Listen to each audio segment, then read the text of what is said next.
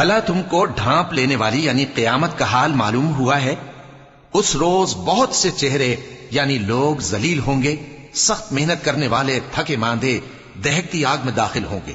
ان کو ایک کھولتے ہوئے چشمے کا پانی پلایا جائے گا، ایک سخت خاردار جھاڑی کے سوا ان کے لیے کوئی کھانا نہیں ہوگا جو نہ مفید غذا بنے اور نہ بھوک میں کچھ کام آئے.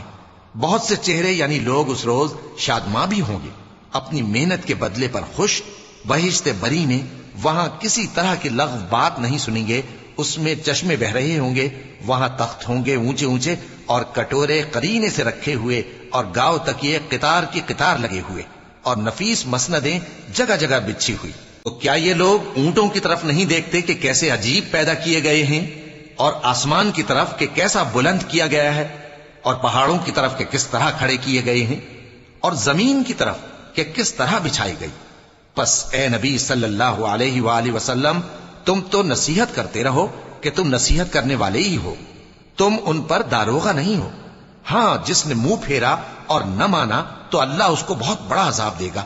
بے شک ان کو ہمارے ہی پاس لوٹ کر آنا ہے، پھر ہمارے ہی ذمے ان سے حساب لینا ہے.